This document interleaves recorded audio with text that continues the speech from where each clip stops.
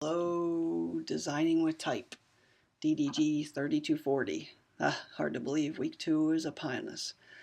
Week 1 was a big success. Good job on the hieroglyphics writing of your name for your classroom project. Good job on the what I would consider the alphabet design poster, where you got to use all the letters, numbers, and symbols from one particular font to create an interesting design using type. And I've got hands, I've got clocks, I've got sunglasses, I've got all kinds of interesting solutions. So very good job with that. The week 1 was just trying to get you to think about letters as a positive and negative space, as shapes. Those shapes just happen to represent sound, to get away from you thinking about it as words and sentences and copy, and more or less as positive and negative space. So those first 2 projects really do that. Week 2, we have the Chapter 1 quiz that you need to take for me. And I have the announcement here, which I will embed with this audio and video recording and send out via email. So we have a Chapter 1 quiz to take. The very first project, which is our mini classroom project, is called a Type Anatomy project. And in the folder, you will see an InDesign file with the list of 20 terms, definition terms about type anatomy, from ascender to descender to baseline to vertex to crossbar to counter to bold to shoulder to serif to sans serif. If you do a Google search for type anatomy, you will get all kinds of informational flyer examples, just like and actually, let's go ahead and do that. Let's go ahead and give you a representation of type anatomy. And here, just like in your book, are all kinds of different examples of how to illustrate definitions or type anatomy and do it in a fun way. And your project, your homework, your classwork project is to do something just like this. This particular designer chose to use numbers, and then below the numbers list what the numbers meant as far as type anatomy.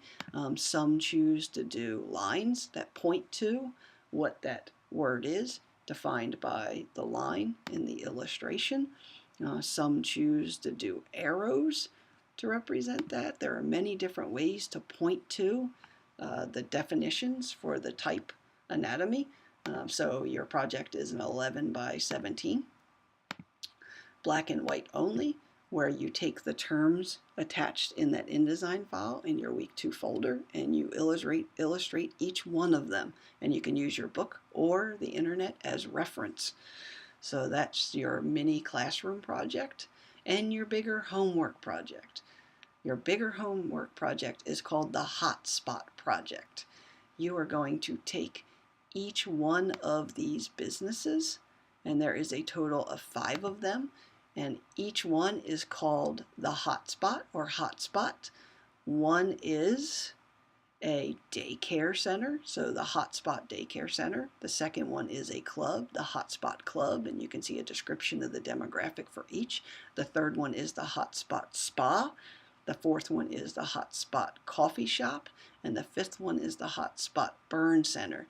Using type only, black and white only, I'd like you to choose a font, and using that font, I would like you to stylistically design, and that might mean writing the word hot above the word spot and designing it in a particular typeface and making that typeface feel like or capture the essence of the industry that you're designing. So you have to do 5 logos for me on one Illustrator file, each one representing each of these businesses or industries. So I'm thinking that the Hotspot Daycare Center would be a more playful typeface, where you might put the letters a little bit closer together and kind of rotate some of the letters because they're bouncing around like a caterpillar. The club might be stacked where it says hot above spot, and it would be a very modern typeface, and it might be all capital letters because that tends to be a little bit more bold and modern for something like a club. The spa might be upper and lowercase and all on one line because it's typically written maybe or etched in glass with water flowing down it at the entrance. The coffee shop might be upper and lowercase, and it might be stacked, and it might be placed on a little square hanging sign that would be in a downtown where the corner coffee shop might be. And it might be a little bit more casual and comfortable and organic from a typeface standpoint. I'm guessing the burn center is going to be all on one line, the hot spot, because you want to make it all caps so people really recognize it, like an urgent care would be. And I would use a bold typeface so it attracts attention, so people see that that's where they go if they've been burned or they need treatment or they need urgent care. So that gives you kind of the essence of it. If you were to go in and do a Google search for hotspot logo, you're going to get all kinds of different names and treatments, and it's kind of interesting. This could be a club logo right here. Wi-Fi's are interesting because of the term hotspot. Here's a more playful one that you might think of. Could potentially even be more of a daycare-ish logo. So you can see, look at this one. This one's kind of cool. That one could be a coffee shop. I mean, that's kind of a funky logo.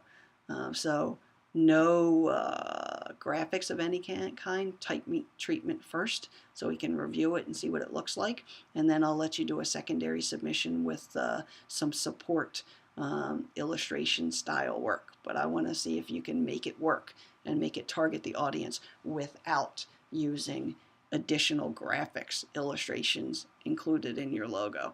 But you can see there's bunches of hotspot type of logos, even if you were just to do a Google search for it. And I actually just noticed, well, look at this one. This is kind of a coffee shop.